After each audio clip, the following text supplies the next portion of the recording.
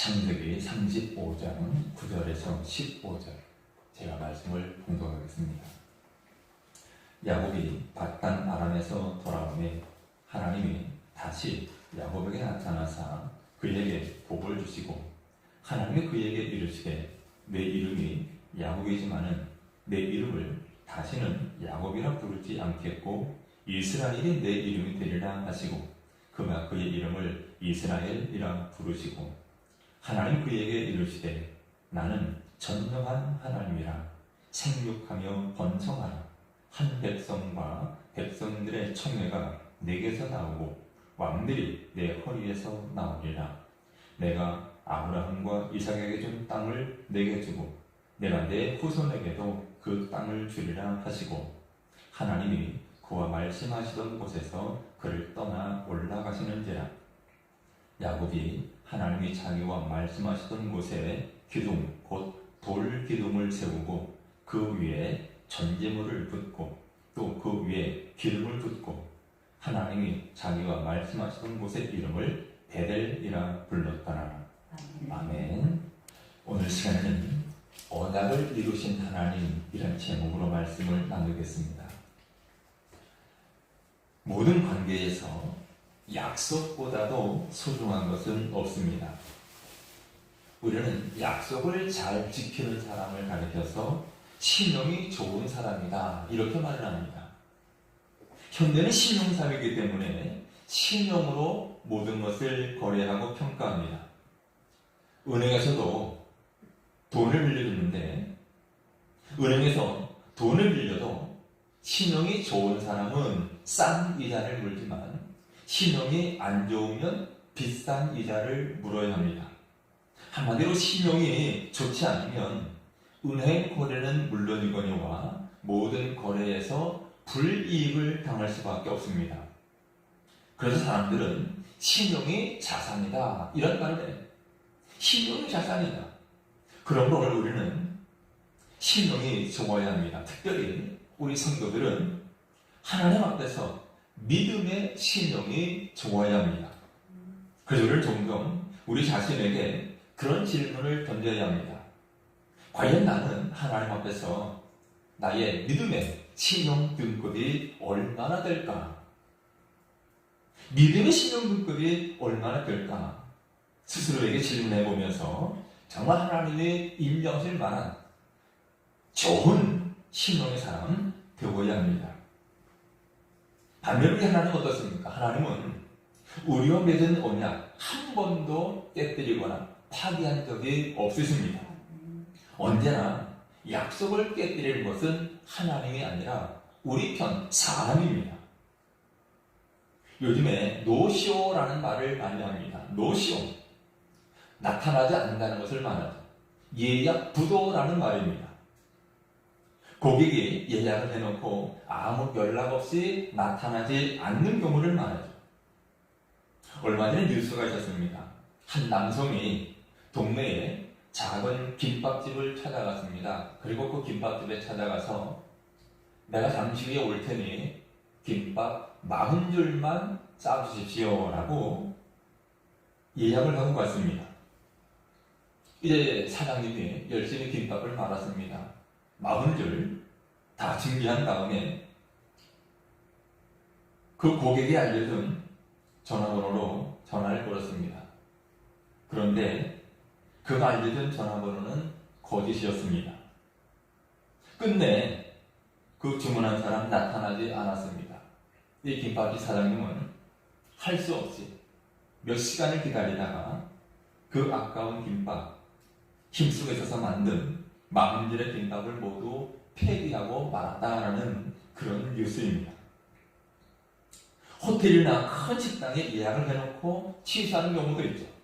그런데 만일 연말 연시에 황금 같은 시간대에 예약을 해놓고 아무런 말 한마디 없이 나타나지 않는다면 얼마나 황당하겠습니까? 업주들의 경제적인 손실이 이만저만이 아닙니다. 여러분, 그러므로 어떤 식이든지 약속은 반드시 지켜야 합니다. 아무리 기분 나빠도 약속은 지켜야 합니다. 그것이 신용입니다. 신앙이 도와야 대접을 받습니다. 특별히 하나님 앞에서 믿음의 신앙은 두말할 필요가 없습니다. 여러분, 우리 하나님은 무엇보다도 언약의 약속에 신실하신 분이십니다. 민수기 23장 19절에 이렇게 말씀합니다. 하나님은 사람이 아니시니 거짓말을 하지 않으시고 인생이 아니시니 후회가 없으시도다. 어찌 그 말씀하신 말을 행하지 않으시며 하신 말씀을 실행하지 않으시랴. 하나님은 사람이 아니라 그랬어요. 사람들은 쉽게 약속을 저버리지만 하나님은 약속을 저버리는, 쉽게 약속을 깨뜨리는 사람과 다르다는 거죠. 하나님 절대 거짓말하지 않으실 분이시다. 하나님은 말씀하신 말을 행하지 않으시거나 또 하신 말씀을 실행하지 않으시는 그런 분이 아니시라는 거죠. 한마디로 하나님은 당신의 약속하신 모든 약속을 100% 지키신다라는 말씀입니다. 하나님 약속하신 모든 말씀을 반드시 이루어 주시는 하나님이십니다. 우리 하나님은 우리 인간들에게 수많은 약속들을 하셨습니다. 우리가 아는 바대로 제일 첫사람 아담으로부터 시작해서 노아의 언약, 아브라함의 언약, 이삭의 언약, 야곱 언약, 그리고 모세 언약, 여호수아 언약, 다윗 언약, 솔로몬 언약 등 누구나 알 수 있는 굵직굵직한 언약들을 성경을 통해서 쉽게 확인해 볼 수 있습니다. 또 많은 주의 선지자들과 주의 종들과도 언약하셨습니다. 또 하나님은 개인적으로도 언약을 맺으시지만 이스라엘이라고 하는 민족과 공동체적인 언약을 맺기도 하셨습니다. 그러면 하나님과 우리 인간의 관계는 어떤 관계인가? 언약의 관계다라는 것을 알 수가 있습니다. 우리는 가끔 약속들을 구분합니다. 큰 언약과 작은 언약.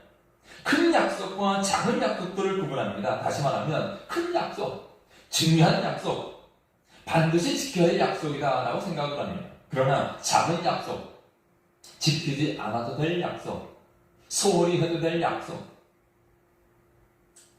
이렇게 우리는 약속을 구분하지만 사실 모든 약속은 반드시 지켜야 합니다. 그래야 약속이에요.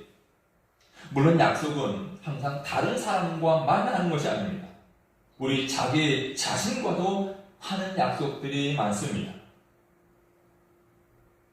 그런데 어떤 식으로든 자기와의 약속도 지켜야 하는 것이 정상입니다. 하지만 많은 사람들이 약속을 너무나 가볍게 생각합니다. 다른 사람과의 약속이나 자신과의 약속을 지키지 않는 경향들이 많습니다. 심지어 하나님과의 약속도 가볍게 생각하는 이들이 많습니다. 여러분, 그러면 안 되죠. 누구와의 약속이든지 철저하게 지켜야 하는 것이 약속입니다. 혹시 여러분, 하나님이 약속을 깨뜨리셨다, 이 말을 들어본 적이 있습니까? 약속을 깨뜨리신 하나님의 흔적 성경에서 찾아볼 수 있습니까? 하나님은 모든 약속에 절대적으로 신실하신 분이십니다. 한 번도 약속을 파기하신 적이 없으십니다. 만일 하나님이 약속을 깨뜨리거나 일방적으로 파기하셨다면 하나님의 공의는 무너지고 말 것입니다. 결코 하나님을 공의 하나님이라고 부를 수가 없습니다. 그러나 우리 하나님은 공의로우신 분이십니다. 하나님은 말씀하신 바를, 약속하신 바를 반드시 이루십니다. 오늘 본문의 내용은 야곱에 대한 사건을 기록하고 있는데 하나님은 이 야곱과도 특별한 언약을 맺으셨습니다. 야곱이 어떤 사람입니까? 쌍둥이 형인 에서를 속이고 장자권을 쟁취한 야곱이죠. 결국 그것 때문에 형 에서를 피해서 밧단 아람에 있는 외갓집으로 도망을 가게 됩니다. 이렇게 야곱이 밧단 아람에 있는 외갓집으로 도망칠 때 하나님께서 야곱과 첫 번째 언약을 맺으셨습니다. 이른바 루스라는 지역에서 맺은 베델 언약입니다. 자, 그 언약의 내용이 무엇인지 창세기 28장을 함께 봅니다. 13절을 15절에 보면 이렇게 말씀합니다.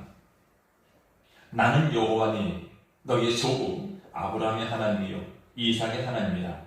내가 누워있는 땅을 내가 너와 내 자손에게 주리니 내 자손이 땅의 특별같이 되어 내가 서쪽과 동쪽과 북쪽과 남쪽으로 퍼져나갈지며 땅의 모든 족속이 너와 내 자손을 말미암아 복을 받으리라.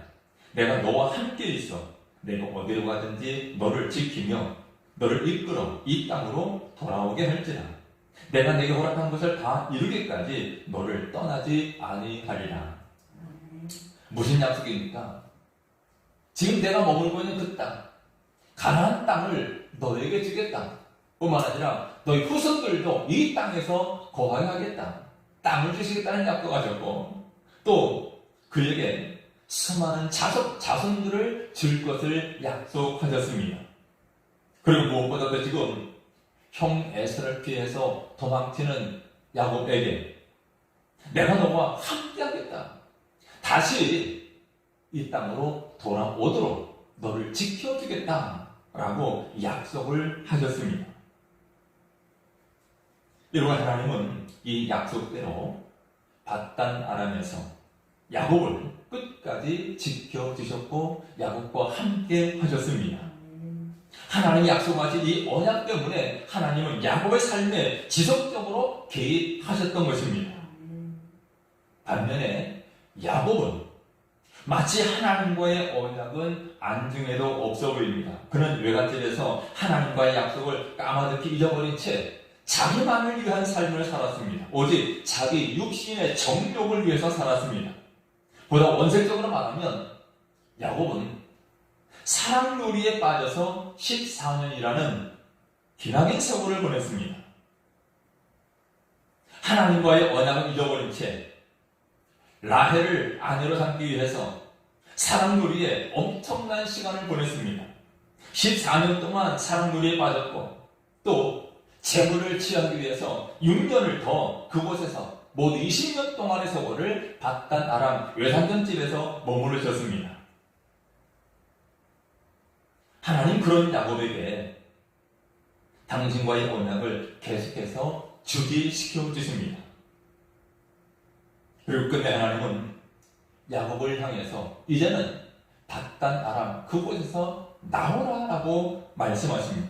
창세기 31장 3절에 보면 여호와께서 야곱에게 이르시되 내 조상의 땅 내 족속에게로 돌아가라.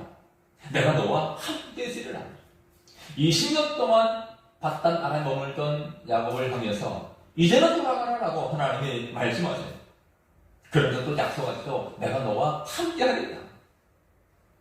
사실 그가 지금 20년 만에 고향 땅으로 돌아가는 것 쉬운 일은 아닙니다.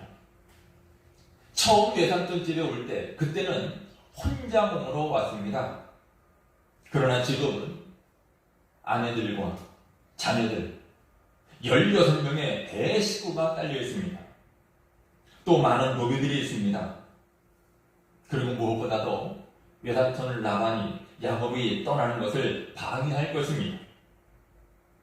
뿐만 아니라 돌아가려 하는 고향에는 누가 기다리고 있습니까? 그를 죽이려고 하는 형 에서가 기다리고 있습니다.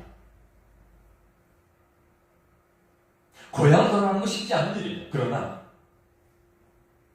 야곱의 심정에서 고향으로 가게 되면 하나님이 함께 하셔서 모든 일을 돌보아 주시겠다라고 말씀하신 것입니다. 야곱이 이 말씀을 따라 이제 외삼촌 집을 떠나서 고향으로 돌아갑니다. 돌아갈 때 하나님 또다시 그와 만나시고 그에게 또 다른 언약을 맺어주십니다. 이른바 약복강 언약이라고 말합니다. 약복강 언약. 창세기 32장 28절입니다. 내 이름을 다시는 야곱이라 부를 것이 아니요 이스라엘이라 부를 것이니 이는 내가 하나님과 및 사람들과 겨루어 이겼음이니라. 유명한 약복강 사건이죠. 약복강에서 그 사닥다리가 놓여져 있고 그 위에 천사들이 오르락내리락 할 때 이곳에서 야곱이 선사와 씨름했죠. 하나님과 겨루어서 이겼다고 그랬어요. 정말 야곱의 일생에 잊을 수 없는 언약이 바로 이 약복강 언약입니다. 하나님 이곳에서 야곱의 이름을 이스라엘이라고 바꿔 주셨습니다. 야곱은 무려 20년 전에 베델에서 했던 하나님과의 언약을 잊어버리고 있었는지 모릅니다. 하지만 하나님은 그 약속 잊지 않고 계셨습니다. 하나님 약속에 신실한 분이기 때문에 지금까지 육신에 매여 살던 야곱을 이제는 하나님의 사람이 되어서 살게 해주시겠다는 약속입니다. 육신의 야곱이 영적인 이스라엘로 개명되는 이 사건이야말로 야곱의 일생의 터닝포인트 같은 그런 혁명적인 사건입니다. 사실 야곱은 하나님과의 언약 앞에 신중하지 못했습니다. 그는 여전히 잔머리 굴리기에 바빴습니다. 어쩌면 이것이 야곱의 한계입니다.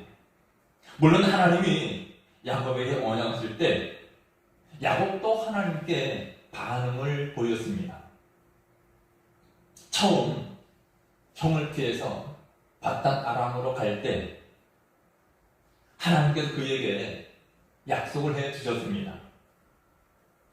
땅을 주시겠다고, 또 많은 자손들을 번성케 주시겠다고, 그와 함께 해주시고 그로 하여금 다시 돌아오기까지 지켜주시겠다고 약속하셨는데, 그 약속을 받은 야곱이 그 하나님의 언약에 감동했고, 그때 하나님 앞에 서원한 약속이 있습니다. 창세기 28장 21절 22절에 보면 이렇게 약속했습니다. 내가 평안히 아버지 집으로 돌아가게 하시오면, 만일 내가 아버지 집에 돌아오게 된다면, 그 말이죠. 하나님이 나를 지켜주셔서 나로 하여금 평안히 아버지 집으로 돌아가게 해주시면 이렇게 하겠습니다. 어떻게? 여호와께서 나의 하나님이 되실 것이요, 내가 기둥으로 세운 이 돌이 하나님의 집이 될 것이요, 하나님께서 내게 주신 모든 것에서 10분의 1을 내가 반드시 하나님께 드리겠나이다. 다시 돌아오게 해주시면 여호와께서 나의 하나님 될 것이다. 나는 오직 하나님만 섬기고 계신다는 말이죠. 그리고 이 돌이, 지금 기둥으로 세운 돌이 있는데 이 돌이 하나님 집이 될 것이다. 이곳에서 내가 하나님 앞에 제단을 쌓겠습니다. 제물을 드리겠습니다. 예배하겠습니다라는 말입니다. 그리고 다시 돌아오면 모든 것 중에서 10분의 1을 반드시 드리겠다고 서원했습니다. 이렇게 서원했지만 하나님은 당신의 약속을 이루시기 위해서 열심을 다하시는데, 야곱은 자기가 언약한 약속에 별다른 반응을 보이지 않습니다. 언약을 지키려는 의지도 없습니다. 아마 대부분의 사람들이 야곱 같습니다. 다급할 때는 별스런 약속을 다 하다가도 문제가 해결되면 언제 그랬냐는 듯이 다 잊어버리는 것이 연약한 사람들의 모습입니다. 야곱이 그랬습니다. 야곱은 아주 특별한 하나님의 은혜를 경험한 사람입니다. 그리고 하나님의 언약을 직접 들은 사람입니다. 하나님 자기를 어떻게 이끌어 가시는지를 분명히 체험한 사람입니다. 이렇게 하나님의 독특한 은혜를 경험했음에도 불구하고 하나님께 약속한 서원을 갚으려는 적극적인 의지가 없었던 것입니다. 야곱은 외갓집에서 20년의 세월을 오직 장가들고 재산을 축적하는 데 소비했습니다. 그런 시간을 보내면서 자기가 하나님께 서원했던 언약에 대한 부담감 전혀 없었던 것입니다.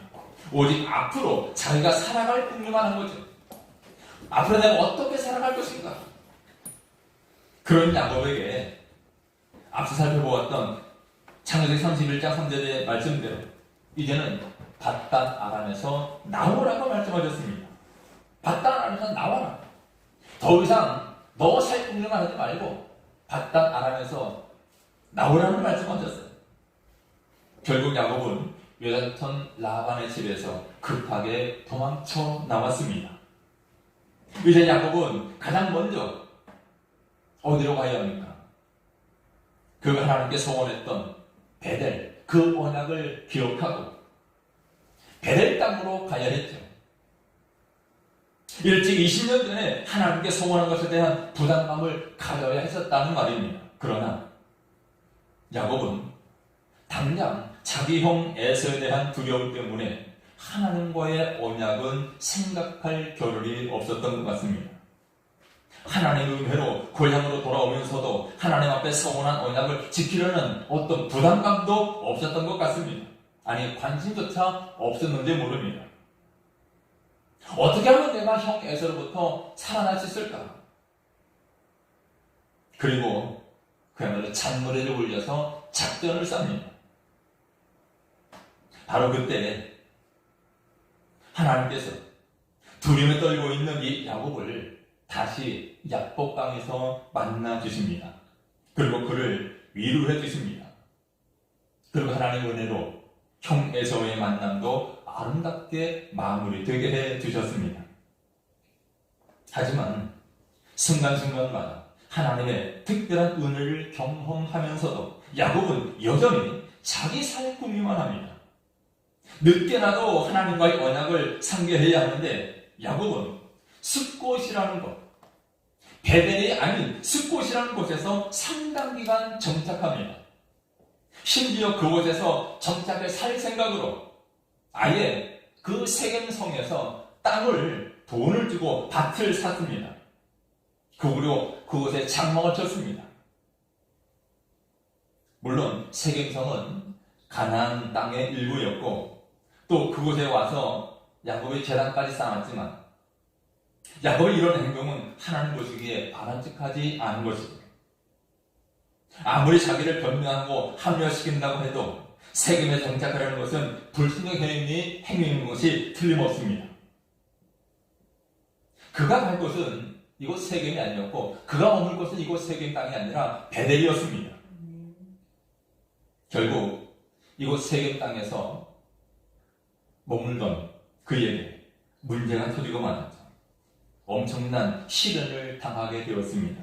이른바 디나의 강간 사건입니다.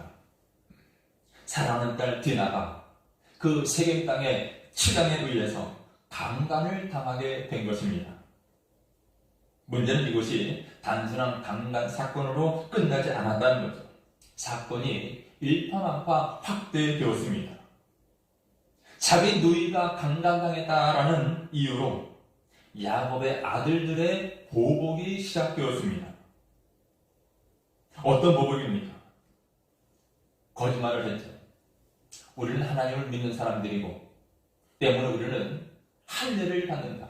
그러니 당신들이 우리와 관계를 맺기 원한다면 또 우리와 사돈지간이 되고자 한다면 당신들 모두 남자들은 할례를 받으라 라고 말해요. 통혼의 조건으로 할례를 제시했습니다. 그러자 세겜 족속의 모든 남자들이 다 할례를 받습니다. 남성의 표피를 자랐습니다. 매우 고통스러운 일이죠. 그들이 고통등에 있을 때 이 야곱의 아들들이 그들을 쳐들어가서 남자들 다 죽이고 재산까지 누락질해 왔습니다. 야곱의 아들들은 우리가 기가 막히게 복수했다 이렇게 생각할지 몰라도 하나님 보시기에는 너무나 악한 일이었습니다. 거룩한 할례 의식을 분노를 쏟아내는 도구로 악용한 것입니다. 야곱 가문에 지울 수 없는 죄악이 된 것입니다. 결국 이 일로 말미암아 야곱도 깊은 근심에 빠지고 말았죠. 도무지 자기 손으로는 해결할 수 없는 엄청난 사건입니다. 하나님은 그런 야곱을 다시 만나 주십니다. 그리고 다시 말씀하시죠. 이제 베델로 올라가라. 창세기 35장 1절입니다. 하나님이 야곱에게 이르시되 일어나 베델로 올라가서 거기 거주하며 내가 내 형 에서의 낯을 피하여 도망하던 때에 내게 나타났던 하나님께 거기서 제단을 쌓으라 하시니라. 여러분, 지금 야곱은 위기 상황에 처해 있습니다. 야곱의 아들들이 세겜 족속에게 보복을 했기 때문에 가나안 족속들이 이제는 가만히 있지 않아 전면적인 공격을 감행할 위험에 처해 있습니다. 지금 야곱은 그들과 맞서 싸울 힘이 없습니다. 야곱 가족들, 얼마 되지 않는 야곱의 가족과 그 가나안 땅에 사는 족속들, 그들과 어떻게 맞서 싸웁니까? 그래서 야곱은 이런 상황을 알고 있었기에 34장 30절에서 그는 이렇게 말합니다. 그들이 모여 나를 치고 나를 죽이리니 그러면 나와 내 집이 멸망하리라. 이제 우리 집안이 망했구나. 이런 생각을 하고 있을 때 하나님 이런 상황에서 내가 이 문제 해결해 주겠다 말씀하지 않으십니다. 야곱에게 딱 한마디 말씀하셨죠. 일어나 베델로 올라가라. 여러분, 왜 하나님께서 베델로 올라가라고 말씀하십니까? 이제는 늦었더라도 너의 그 서원기도 갚으라는 말입니다. 약속을 지키라는 말입니다. 앞서 살펴본 대로 야곱이 하나님 앞에 약속했습니다. 서원했습니다. 하나님께서 만일 나를 다시 돌아오게 해주신다면, 하나님 나를 보호해 주시고 나를 지켜주셔서 나로 다시 이곳 땅으로 돌아오게 해주시면 내가 이곳에 제단을 쌓겠습니다. 예배를 드리겠습니다. 서원했습니다. 하나님 그의 서원을 받으셨고 지금까지 그를 보호해 주셨습니다. 형 에서로부터 보호해 주셨습니다. 외삼촌 라반으로부터도 보호해 주셨습니다. 또 그로 하여금 다복한 가정 만들게 해주셨고 지금 거부가 되게 해주셨습니다. 그러면 이제 야곱은 마땅히 하나님 앞에 서원을 갚아야죠. 사실 세겜 땅에서 베델까지는 40km의 거리입니다. 걸어서 사거리만 갈 수 있는 가까운 거리입니다. 하지만 야곱은 외삼촌 라반의 집에서 나와서 무려 세겜 땅에서 10년 이상을 그곳에 머물러 있었던 겁니다. 현실에 안겨 있었던 거죠. 그래서 하나님은 더 이상 현실에 안겨하지 말고 베델로 올라가라. 내가 나에게 약속했던 그 서원했던 것 다시 이루라고 말씀하십니다. 야곱은 어떻게 했습니까? 드디어 야곱이 하나님의 말씀을 듣고 순종합니다. 오늘 본문 위에 있는 35장 2절 3절에 보면 야곱이 이에 자기 집안 사람과 자기와 함께한 모든 자에게 이르되 너희 중에 있는 이방 신상들을 버리고 자신을 정결하게 하고 너희의 의복들을 바꿔 입으라. 우리가 일어나 베델로 올라가자. 내 환난 날에 내게 응답하시며 내가 가는 길에서 나와 함께 하신 하나님께 내가 거기서 제단을 쌓으려 하노라. 야곱은 베델로 올라가라라는 하나님의 말씀을 듣고 이제는 베델로 올라갑니다. 그리고 환난 날에 그에게 응답하시고 그가 가는 길에 함께 하신 하나님 앞에 제단을 쌓고자 합니다. 그리고 이제 야곱이 베델로 올라갔고 그곳에서 제단을 쌓았습니다. 그곳 이름을 뭐라고 했냐면 엘베델이라고 불렀습니다. 엘베델, 베델의 하나님이라고 불렀습니다. 35장 7절입니다. 그가 거기서 제단을 쌓고 그곳을 엘베델이라 불렀으니 이는 그의 형의 낯을 피할 때에 하나님이 거기서 그에게 나타나셨습니다. 베델의 하나님. 이렇게 야곱은 결정적인 순간에 그를 두고선 하나님 말씀에 순종했습니다. 이처럼 야곱이 뒤늦게 나와 베델에서 서원을 갚자 하나님이 다시 야곱에게 나타나셨습니다. 그것은 오늘 읽은 본문의 내용입니다. 9절 10절에 보면 야곱이 밧단 아람에서 돌아오매 하나님이 다시 야곱에게 나타나서 그에게 복을 주시고 하나님이 그에게 이르시되 내 이름을 야곱이지만은 내 이름을 다시는 야곱이라 부르지 않겠고 이스라엘이 내 이름 되리라 하시고 그가 그의 이름을 이스라엘이라 부르시고 하나님은 야곱에게 복을 주셨습니다.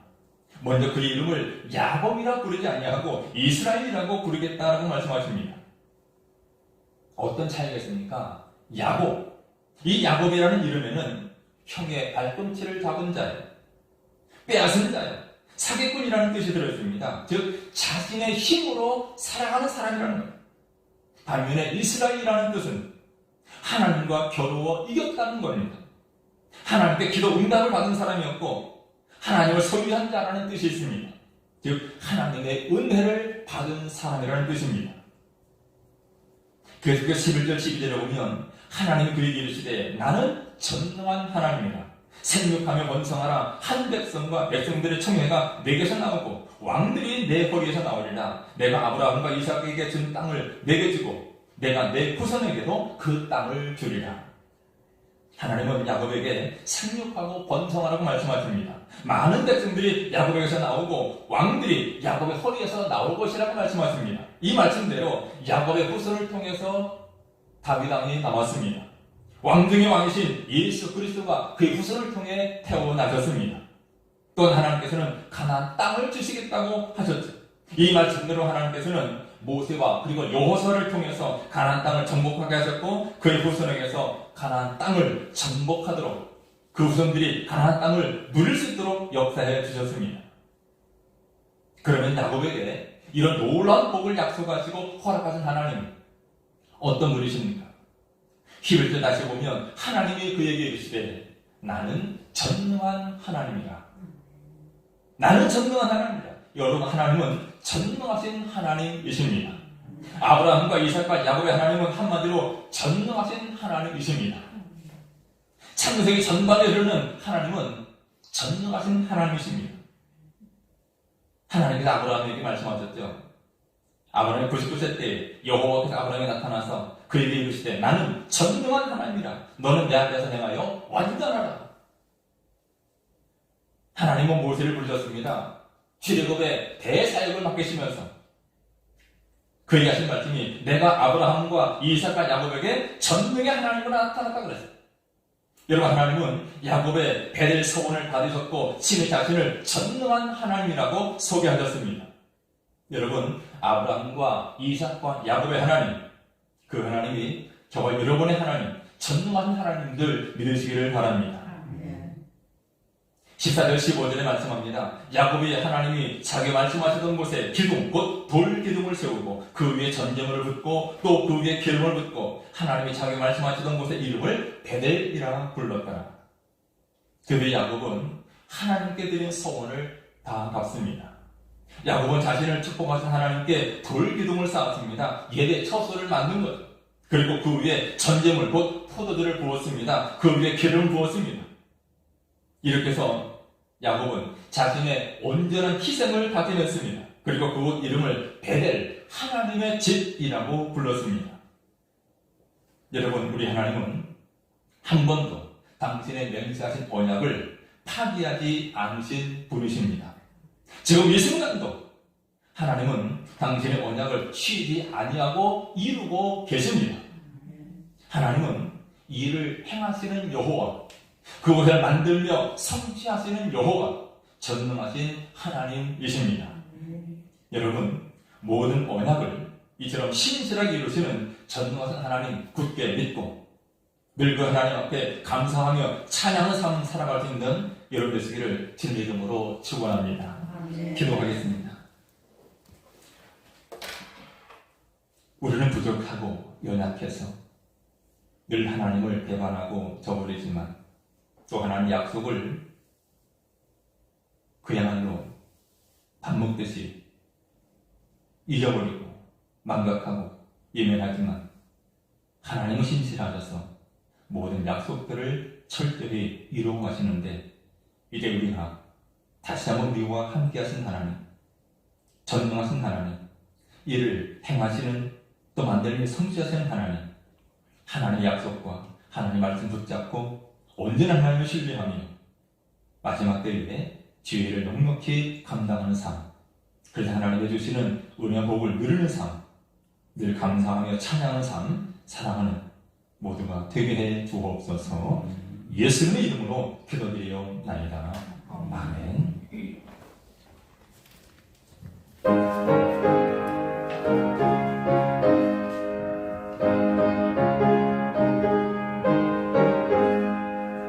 나의 생명 되신 주 주님 앞에 나아갑니다.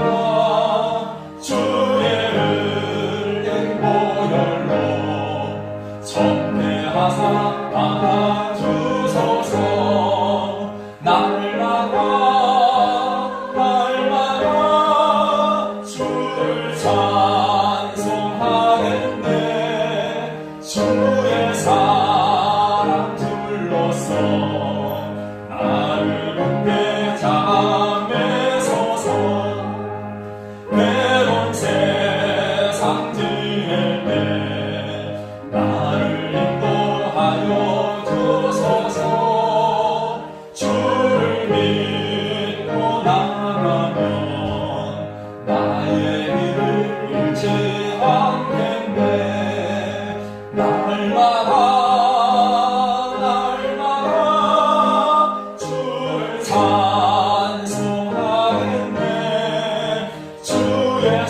나